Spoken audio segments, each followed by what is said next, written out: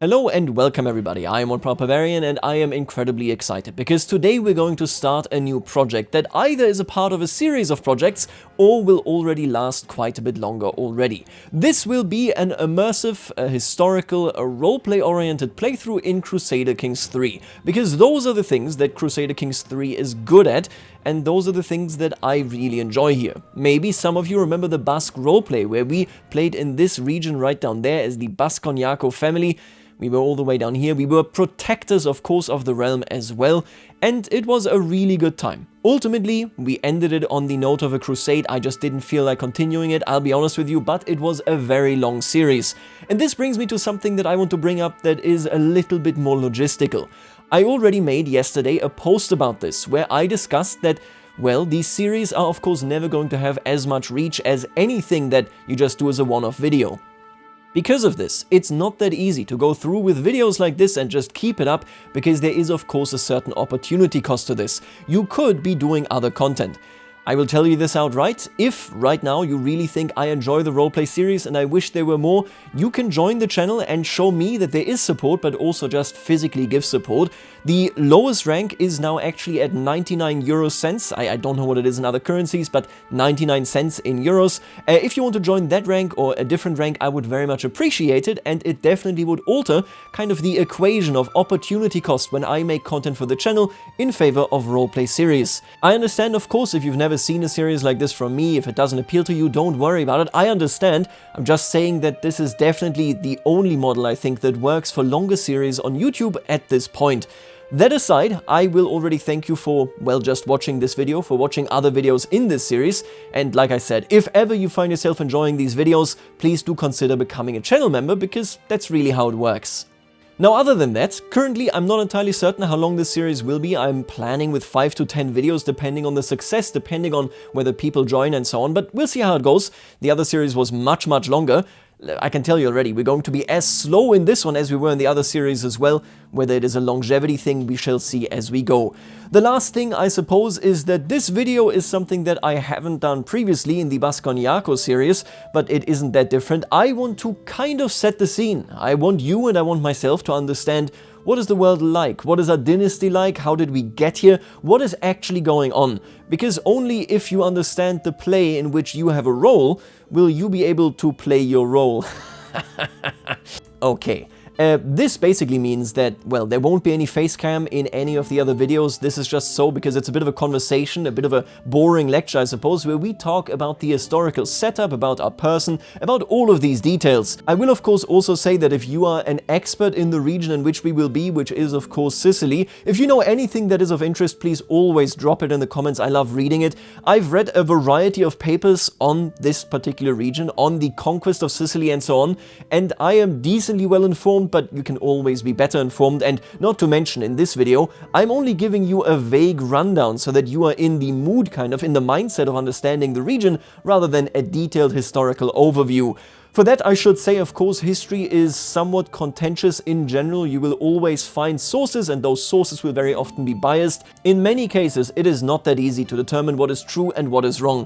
Which brings me to the point where I'm just gonna say, obviously, some of these years, some of these dates will be slightly odd, slightly off quite potentially.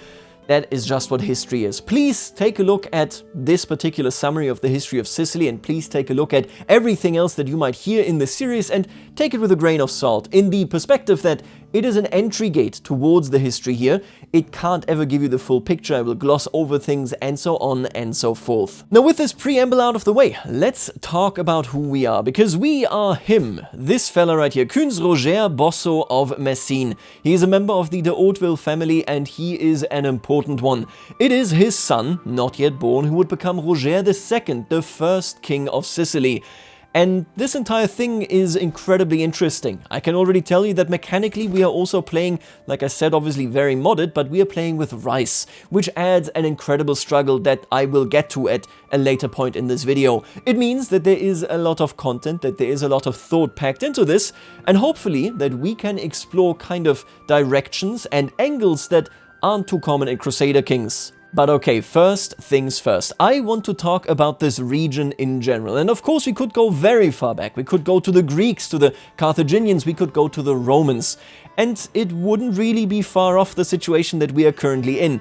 But the first and I think primary thing that I want to change in your mind when you think about this South Italian region is that, yes, today, if you ask, hey, where is that? You would say this is in Europe. And that's true. But we also have to agree that Europe, by and large, is mostly an artificial construct, which ultimately is designed to describe something that is very real, something that today has consolidated. But in the medieval period and before that, well, I mean, just ask any Holy Roman Emperor how Italian politic works if you can't constantly be down there. It is much easier to assert your will in the northern territories, you know, north of the Alps, because you can actually threaten your vassals to show up and, you know, show them what a good time really is. Which means down here is separated. It feels as if it is its own territory, and indeed, I mean, to a certain degree, it most certainly is. The idea that I'm trying to sell you is that you should look at our position and at our self-understanding here as Mediterranean, rather than as European. This is, of course, true for the antiquity part of Sicily's history. When we take a look at the way it was treated by the Greeks, by the Carthaginians, by the Romans, it is very much something that is front and center of controlling this area of the Mediterranean and is mostly impacted by people in this region as well. I want to bring up, of course, that Sicily from antiquity on was a breadbasket. Together with North Africa, they were the early suppliers of grain towards Rome, which later, of course, shifted into the imperially controlled and owned Egypt directly. However, for Sicily that didn't really change. It was an important region that supplied much of other areas with grain, and even, this is a bit of a highlight there, after the Normans took over this entire region, they actually very specifically decided on who to send grain and who to not trade with. This did actually cause trouble in Tunisia, because North Africa was of course a breadbasket for the Roman Empire, but things had been changing and had become much less beneficial for them, ultimately making it so that they were reliant on Sicilian grain. When that grain stopped coming, yeah, things happen. Now, if we leave the Roman period, I think it becomes very obvious that Sicily is a tumultuous location. This is the central location to dominate the central Mediterranean in, but all of a sudden, trade altogether kind of comes to a breakdown. You have to imagine when you think of trade in the Roman period that it is all relatively simple. If you are a trader, be that on a government contract or be that on your own luck, you know that if you leave a port in Toledo, if you leave a port in Spain, you will find a port in Sicily, in Egypt that will be friendly. You will roughly understand the laws and everything has a lot more certainty. When certainty is a reality in the economy, well, everything will thrive. People will go on wide journeys, they will have a grander time. We can see, of course, a very similar trend right here amongst the Silk Road location. If I click on the roads right here, you can see I have my road mod active, obviously. Then you will see that, yes, it is in the interest of, be it the Mongol Empire or the Chinese Empire or anybody along the Silk Road, to keep things quiet and peaceful. Because if you do that, more traders will come. If they have to fear raiding and so on, it's getting troublesome. And I can tell you that after the breakdown of the Western Roman Empire and the failed attempts to fully restore Eastern Roman control of this territory, things got a bit shaky. That shakiness, of course, came largely from the new Muslim emergence. I don't want to frame this as two worlds being completely separated, because that's just not true. We have both in Iberia, then of course over here, but also in the central Mediterranean, a very proactive intermingling. Interactions that matter, where people, you know, interact and learn about another culture. We do also have clashes, we have expulsion, we have destruction. But fundamentally, especially if you were in the sphere of the Basileia Romaion, which this region was, and that does include the merchants of Venice and the merchants of Amalfi, which sadly is not its own county, but it's these folks right here. They were, for example, forbidden certain trade. Trading with the Muslim emirs, with the caliph and so on in strategic goods like lumber, for example, not permitted, meaning that your potential for profit becomes worse and worse. This has a bit of a revolution behind closed doors as a follow-up. by which I mean that Amalfi, and we're talking now about the 9th century, roughly around there, Amalfi rises to power because they play loose with the rules attached to the topic of, hey, who can you trade with, what can you do? At the time, you can essentially imagine that you had the Aghlabid dynasty, which were governors in the name of the Abbasid Caliphate. Obviously, they no longer exist here in 1066, but they were threatening the Byzantines directly here in Sicily and then also in southern Italy. There were already various enclaves, various important fortifications held by Muslim kind of independent or quasi-independent lords, and all of those made it harder and harder not to trade with them. Amalfi doesn't exactly commit to this. They are flexible on their morals and from whom they want to make money. And it honestly pays. I don't know how else to describe it, but effectively, in the 9th and early 10th century, you see the emergence of Amalfi because they don't get raided by the Muslim hosts. They often don't send or only send a token force when the local lords come together to fend off any given Muslim invasion or, try to assault the Muslims. They just kind of take it as it comes, and it really works for them. This kind of attitude is very common and can even be observed by other Lombard lords. For example, in 867, Louis the Younger, which you might know as the King of Italy in the 867 CK3 start date. Let's take a look at where he is. There he is, Louis the Younger. He makes his way. Technically, he is, of course, the Roman Emperor of the West. He was actually the person that held all of this together, or was meant to hold it together.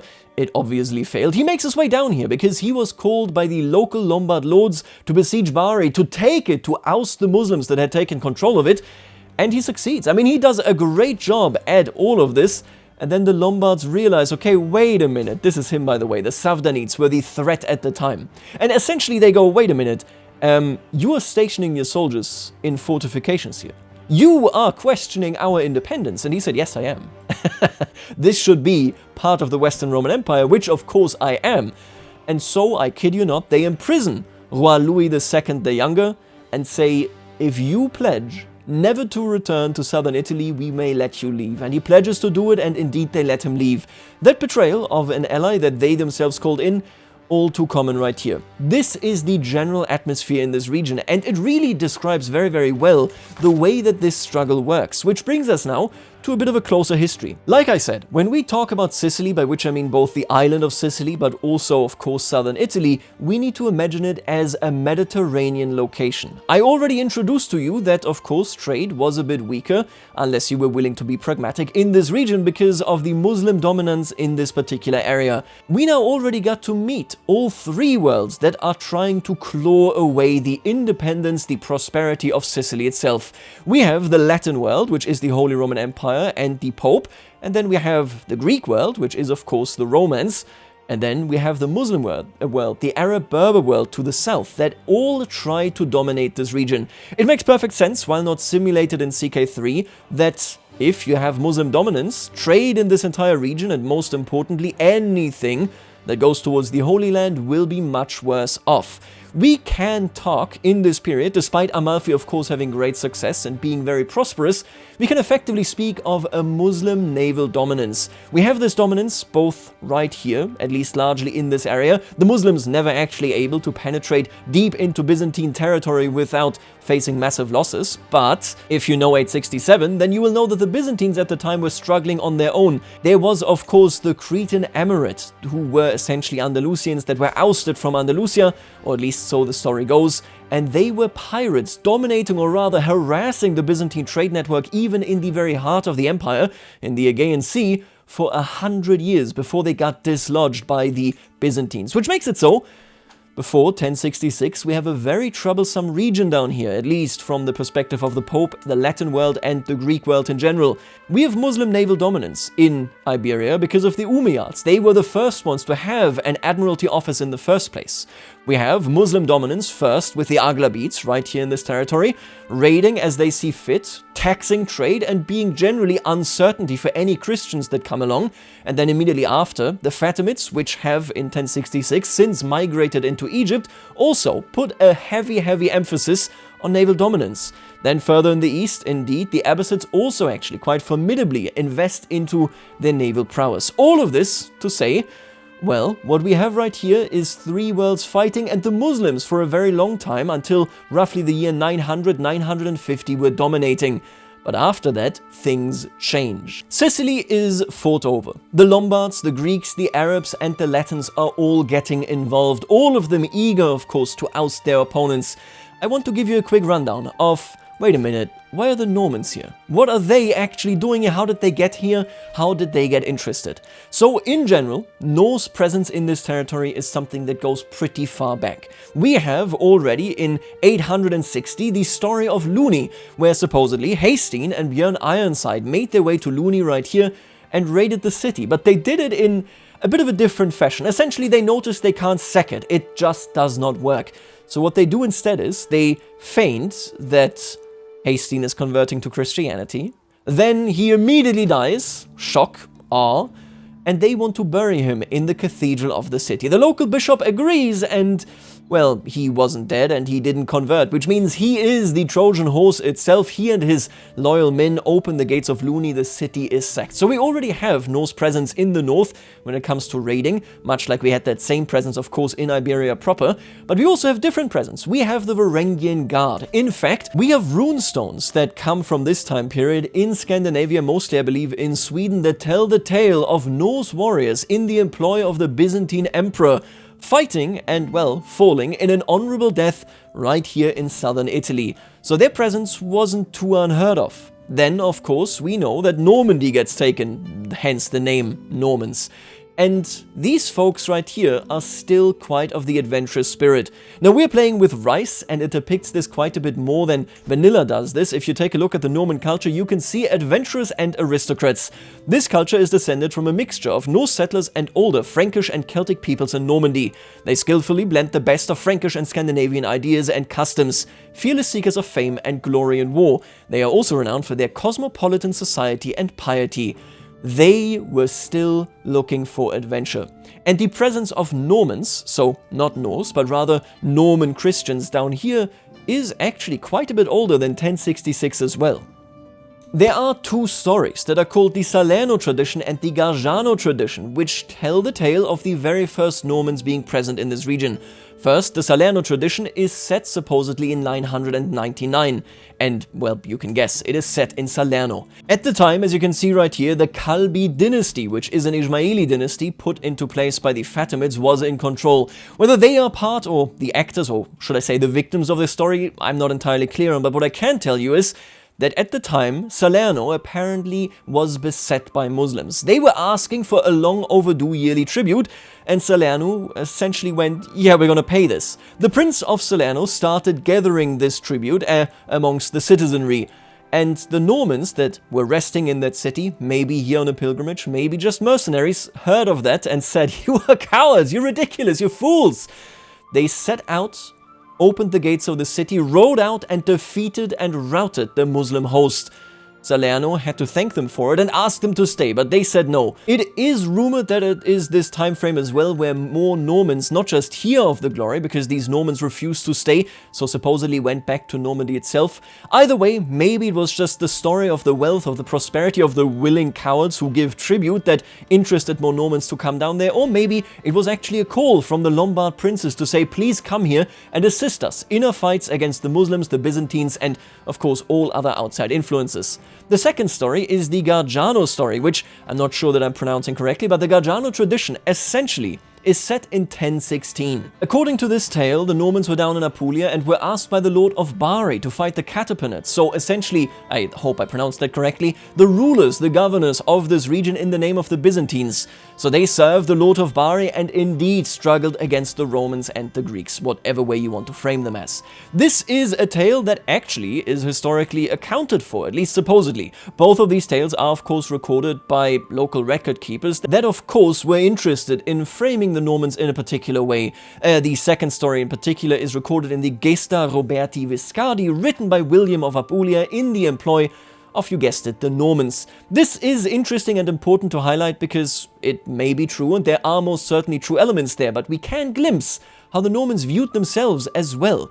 They are heroic fighters, good at combat, good at warfare, and righteously claiming and defeating all those that oppose them, even in the face of cowardice of the folks that, you know, they are protecting. In the case of, for example, Salerno. Now, I said that we have a definitive kind of way of accounting for this story in history because it actually matches somebody. This is something that we know with relative certainty. Of course, there are, well, a lot of uncertainties about this entire region because it is largely infighting. Lords have rival stories, they want them told in a different fashion. But we know one thing, and that is that in 1017, Norman mercenaries did indeed come down here, and we know that they came down and that they had a stronghold at Monte Gargiano, which is, if you don't know this, we actually have an activity for this one, an important pilgrimage site for people far and near. This is a sanctuary of Saint Michael the Archangel and has been a destination for pilgrims for centuries, for the Normans of course as well. They got a stronghold right there, and the name was Ranulf Drangeau. I hope I'm pronouncing that correctly. It is actually, I believe he is in the game right here. Let me take a gander at this, right at the family tree right there. It is not him, it is the brother of Ascletin, Ranulf Drangeau. At least I think this is the matching person. The historical one supposedly died in 1045, so, well, listen, not of my business, okay? Difficult to kind of ascertain what the exact truth is when it comes to pre-scripted CK3 characters. It could just be a wrong date, it could be different sources, I'm not too sure. He came down here with his band and got a stronghold right here in this region in 1017, and he was massive. He was the first and very important person when it comes to the Norman influence in this region. Like I said, people are infighting. The Lombards are in constant rebellion and fighting one another. Amalfi is making business deals where they probably shouldn't be making them, although already Amalfi is kind of on the downtrend. You have to understand, when the Normans come down here, they had seen very prosperous decades. They were incredibly wealthy, and although we can't trace them the same way that we can trace, for example, the important merchant families of later republics, Pisa, Genoa, Venice, and so on and so forth, we know that they had large tracts of land right here in southern Italy. They kept buying it to source their own resources, like, for example, lumber, and then, of course, exported from there. They even had a colony, as you would traditionally, you know, call it, essentially right here in Cairo, which was massacred in 996. Things had gotten worse. Their odds at trading, and of course the deals they had made, were no longer that good, but things for them had been excelling, whereas for others here in Sicily it had mostly been chaos. The Pope, the Holy Roman Emperor, of course the Byzantines and the Muslims kept meddling with one another, making things very, very difficult. And here comes Ranulf Drangeau. He is a successful mercenary. Over 20 years, he gathers more and more Norman knights that assist him, that join his camp, that ensure that he is an important actor in this region. He is essentially, you know, a landless player right there. Most importantly, though, he is a landless player, very similar maybe to Hereward, not in the intent. Hereward right here is, of course, the person that helps the Anglo-Saxons, that raids in the swamps of East Anglia against the Normans. No. I'm talking about him being a gallows bait. We know that Ranulf Drangeau also accepted miscreants, criminals, into his camp without asking too many questions. And well, maybe that's a good idea, because for him it did work out. We have 3 regions taking influence. However, the Muslim world at this time in 1037, 1038 is already significantly weakened. The Fatimids, who had long been a threat and very successful here in the central Mediterranean, had built the city of Mahdia, a massive complex that allowed them to repair, refurnish, and of course build large amounts of ships, which brought them quite the success right here in dominating and raiding in, well, all of Italy, really. But since the Fatimids had migrated into Egypt, their grasp had slipped, and I believe in 1086, this would actually come crashing down completely. The republics of Pisa and Genoa at that point raided the city of Mahdia, tried to hold it, but at the very least got away with a lot of treasure and destroyed the large harbor right there. This is a turning point. The Muslims would no longer have this type of impact on this region, and their naval supremacy that had existed for 150 years was effectively broken. But there were 2 other very proactive actors at this point. Still, the Latin world and the Byzantines saw this as their core territory. In fact, this entire area was viewed as being tributaries, being vassals in the wider amount, you know, if we want to interpret it this way, of the Holy Roman Empire itself. Whereas, of course, the Basileia Romaeon claimed it for itself. This is something that is really underplayed, I think, in general. For the longest time as well, Poland was seen as, well, just a fiefdom of the Holy Roman Empire. Even Denmark at a time was seen that way. All of this changed and were removed and moved into independence at some point when they got their own bishoprics. The church authority played a large role in establishing this, and I'm bringing this up because you're going to see that same pattern down here in Sicily. Anyway, what I'm saying is that at the time, the Holy Roman Empire viewed this as its domain, and well, it should come as no surprise that that is why in 1037 or 1038 Ranulf d'Anjou was named Count of Aversa. This position was something granted to him by none other than Conrad II, Holy Roman Emperor.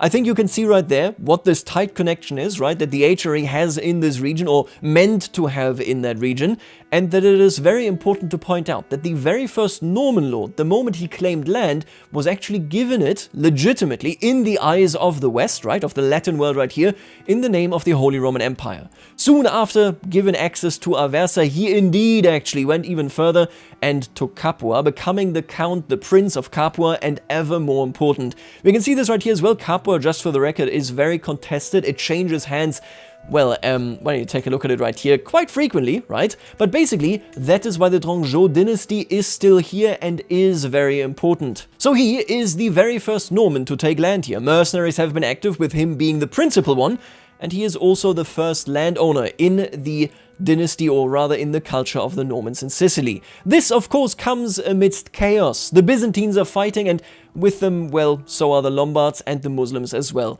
This is a wide battlefield, and the Normans have decided that this is only the beginning. We come now actually to the history of our people right here, the Hauteville dynasty. 3 years prior to our Ranulf d'Anjou getting land in 1035, we have 3 brothers coming down here as mercenaries as well. This is William of Hauteville, this is Prince Drojo of Hauteville, I hope I'm pronouncing them correctly just for the record, and then it is Humphrey. I don't know how to pronounce this in French. Humphrey, Monsieur Humphrey? I think that sounds about right.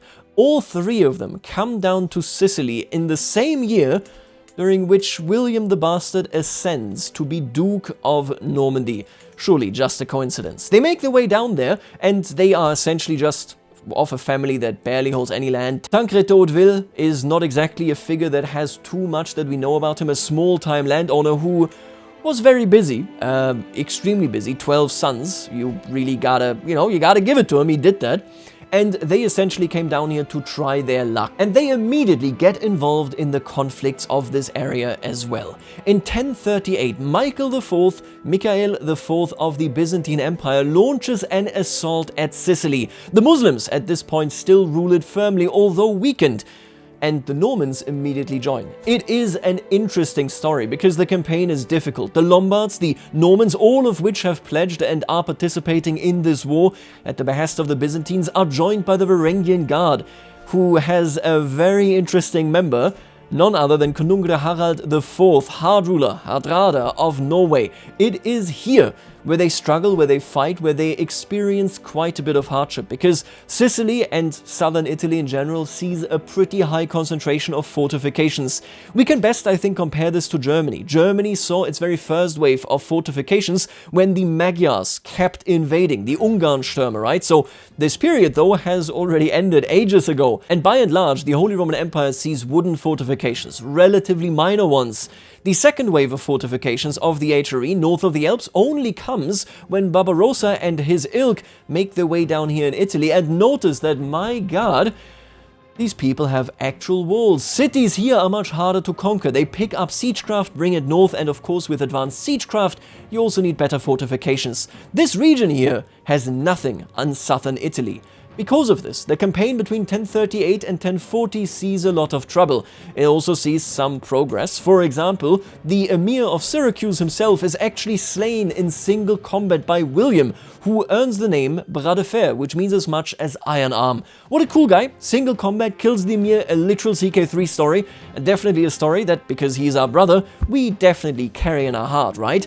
Anyway, the campaign is not fruitful. The Lombards and the Normans are being disrespected by the Byzantines, and ultimately the two sides split. The Lombards are in open revolt and go against the local Byzantines lord, and the Normans join them. As the revolution progresses, there are various struggles about the leadership of that revolution, of the rebellion I should say, and ultimately, from a Lombard rebellion, it turns into a Norman one. The de Hauteville family is powerful, they are great military minds, and we actually see this of course reflected in almost all of them here, I should say.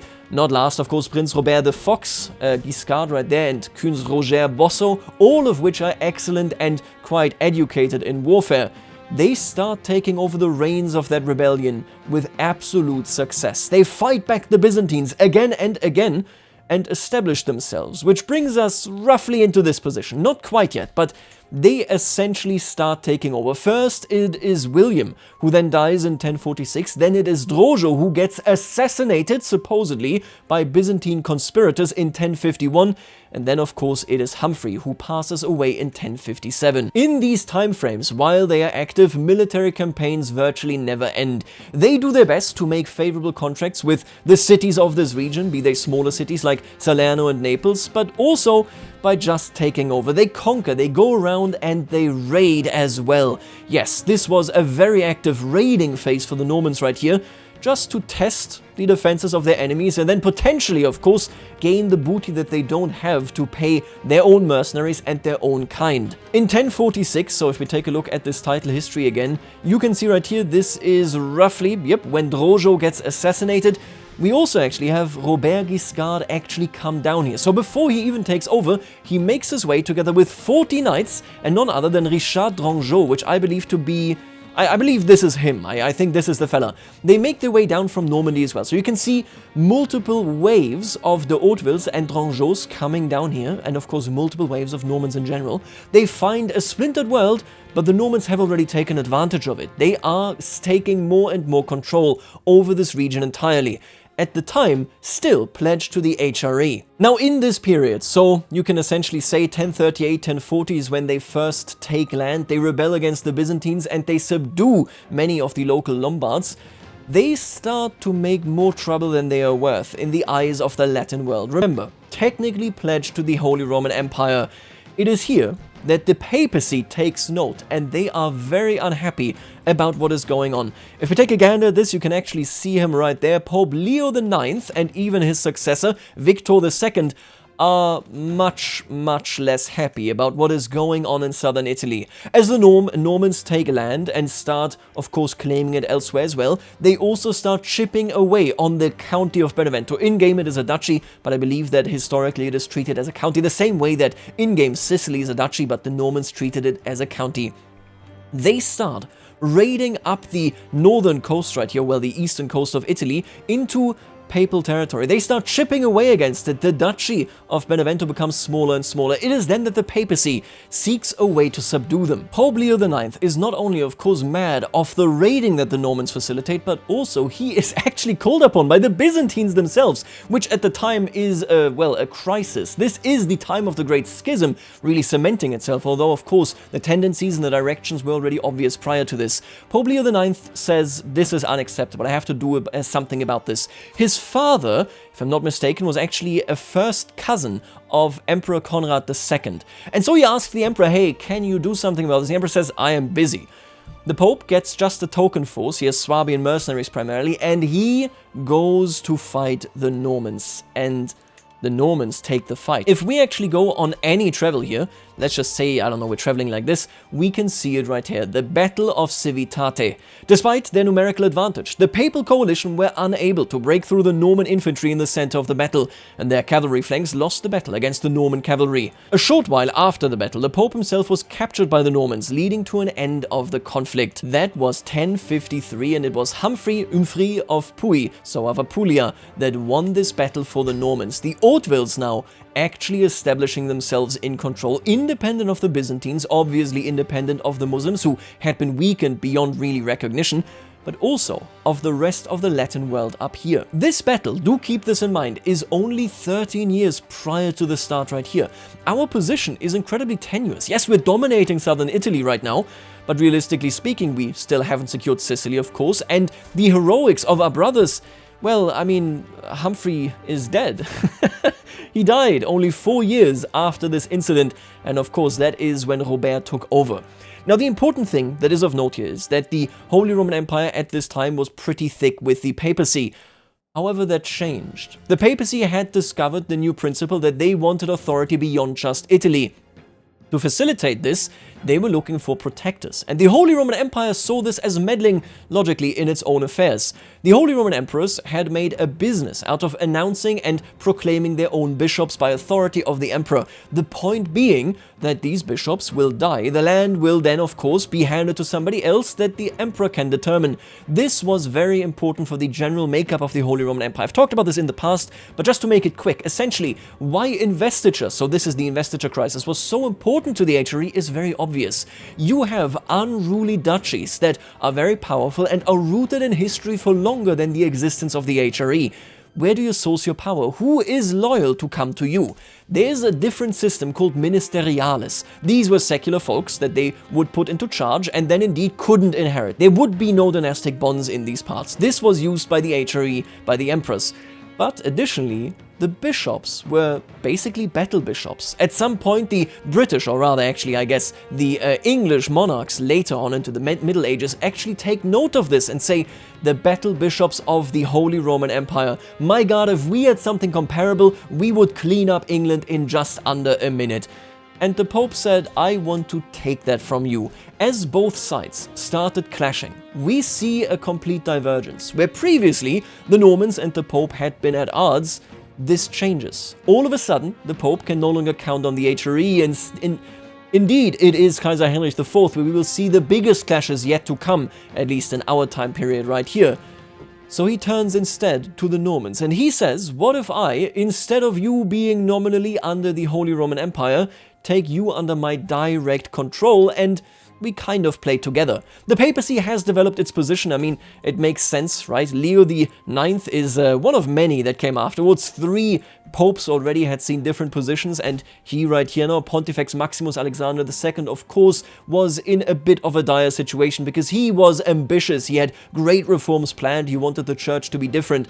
And so working with the Normans was quite intuitive, something that he wanted to do. This is now something that happens with us, Roger Bosso being already down here, and Prince Robert, of course, also being the ruling lord of the Normans. If you again take a look at this, he became, the actual lord of Apulia in 1057. It then happens in 1059 that the Treaty of Melfi is actually signed, Melfi being this city right here. This treaty states that the Normans are direct vassals of the Pope, and maybe more importantly, it also states that Robert, by the grace of God and Saint Peter, Duke of Apulia and Calabria, and, if either aid me, future Lord of Sicily, it legitimized Norman rule over this entire area in the eyes of at least the Pope, but by and large the Latin West. They were not just given claims to what they had conquered, they were not just verified in what they had acquired, they were also granted permission to push further south, to push into Sicily, to conquer what so far they hadn't secured.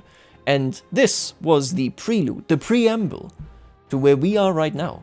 Roger Bosso was named as who should conquer and then rule in this instead of his brother, by his brother, he was named this of course, of Sicily. Grand Count of Sicily is the title that he would hold in the future, so in the actual line of history. In-game, this is represented by us having claims on Palermo, Castro Giovanni, Siracusa, and Malta, which all of these would essentially make up the county of Sicily. You should know that there are, of course, difficulties in the inheritance in the Normans, and then the very first king of Sicily of the de Hauteville dynasty is the yet-to-be-born son of Roger Bosso. We are loyal to our brother. We know the tales told about our deceased brothers. We have maybe seen a variety of their exploits. We believe in Robert the Fox, because Robert is, for all accounts and purposes, a formidable guy, not just in Crusader Kings 3. It says on his grave, Hic terror mundi Giscardus. Here lies Giscard, terror of the world. And I think that is quite accurate. It should be said, Kunz Roger Bosso in this playthrough is just, calm, and diligent. He's also a raider, which is not out of character for a Norman. He appears to be deeply loyal to Robert the Fox, maybe deeply loyal to the Pope as well. I really want to stress here that in that context, when this Treaty of Melfi was signed, even Capua, so the Drangeau dynasty, became a direct vassal of the Pope. And Richard of Capua actually took this a little bit more seriously. The Drangeau dynasty in general, their prime time is over. From 1017 to 1037, they were the first, the strongest, and the first landed Normans in these lands. But it is now the time of the de Hauteville family. and I think that they know this. We still have untamed cities like the Prince of Salerno, a Lombard, or Naples, led of course by the Greeks. Technically, Amalfi, despite them already losing ground now, are citizens and, well, esteemed members of the Byzantine Empire. Then we have Capua, which are Normans that are with us. They are married to our sister. They are important to us, but maybe they might become a thorn in our side. At the same time, we ourselves are looking further southward, where we should claim what is rightfully ours.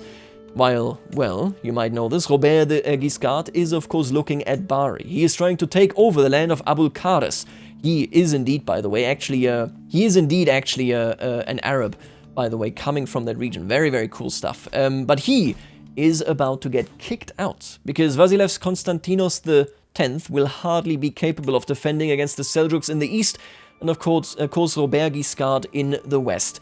Now, to end this tale is that we are kind of a force of independence, but what exactly becomes of Sicily is very much uncertain. There are still the three worlds tugging on them. Technically we're aligned with the Pope, but only technically, and only because for us and the Pope it currently is convenient.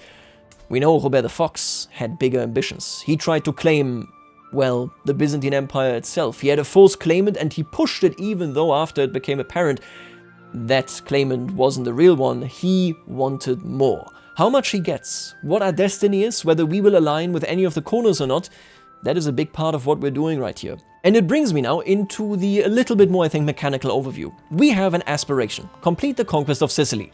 Sicily is split between warring Muslim taifas, who previously hired the Normans as mercenaries. In 1061 they actually hired us, and we used this as a prelude to claim some territory. Now you and your fellow Normans are using this opportunity to strike south and conquer this beautiful, fertile land. To succeed in this, we need to completely control Sicily, we need to have illustrious fame or higher, and remain Christian. These are the rewards that we get out of this, and we have bonus objectives. We can have a level of devotion of devoted servant, and we get legitimacy. We can be the ruler of the duchy, and we will gain 400 Sicilian archers, and indeed 100 special soldiers. And then lastly, Benavert is either a Christian faith or dead. Benavert is this man right here, Amir Ali II, known in Christian sources as Benavert, and he held out until, I believe, 1086. The campaign in Sicily was difficult because, again, the fortifications were much further developed. There were a lot of exclaves, and taking it over fully, of course, very, very difficult. Roger actually struggled with it, which is why routinely Robert the Fox would kind of get away from his own campaigns and assist his brother in Sicily. This is a family business, but it is also a business where we need to know the people that we rule. We have Greeks, we got Siciliano, which are Lombards, basically combining themselves with the Greeks over time. We have Lombards, even now, and we have the Siculo-Arabic. We ourselves are, of course, neither. We are Normans. What we will become? That's the interesting question. Historically, Roger Bosso actually ruled quite wisely. He didn't have any proper rebellions against himself, and much like Sicily in general, he took multicultural advice into account. He tried to rule wisely over his subjects. Long term, he was the starting point, really, for the Christianization and the complete ousting of Muslims, though, in Sicily, in this region. Now, the last thing that I want to focus on is just the Sicilian struggle. We will obviously get to know it a bit as we play. What you need to know about this is that this struggle, technically speaking, has 4 endings, only 2 of which are true endings. If this region gets kind of devastated, not that interesting for outside empires, there's nothing emerging organically from the inside, well, we will become periphery. You can see it right here, the Sicilian frontier struggle can be restarted by rulers who take the decision, either if they are outside they can occupy it, or they can try to revitalize it. A similar ending is if we become the backwater of an empire. This is imperiality. It essentially is very similar, it closes out the struggle, but the struggle can be restarted. Then we have dominion. This is where we choose one of the worlds, either Latin, Greek, Arab, Berber, or a newcomer dominion, and then go on to dominate the entirety of Sicily in the new image of that dominion, for which you of course need to be quite beneficial. This is one thing to do. The other one is crossroads, where we can say we are multicultural, we are multi-religious. There are benefits in this and we can learn from it. What exactly we're going to do is difficult to determine. Maybe we're not going to achieve any of these. What you should know is that besides the ending, there are essentially 2 phases. It is Borderlands. Warfare is going on a little bit. Cultures are clashing, they are meeting. You can see right here indeed that truces are shorter. You also can request expeditions where an outside empire comes in and, tries to take over some land. There's a lot going on there with that type of stuff. You can see all of this, you can pause it, right? The most important part here, and I think this reflects this as well, when the Normans took land, they would often build fortifications to keep that land, and building a castle, much, much cheaper. The other thing is colonization, where basically us developing a little bit, trying to live together, is much, much cheaper. Also reflected here in city construction costs being down. I'm using a lot more mods. You can see it right here in my decisions. I have a lot of them. You can see it in, well, my activities. I have a lot of them, and you can even see it here actually. I can't fabricate claims via just the bishop. I can't do it. So we're going to have an interesting game here, I think, and I hope that it's going to be enjoyable. The first episode goes live tomorrow, and I hope that you're watching. Again, if you want to support this, consider becoming a member of the channel at any tier. Everything is appreciated and sends a signal my way. If you know anything about this history, if you're interested in this, let me know in the comments, and I'll leave it right here. For now, I'll see you later, alligator.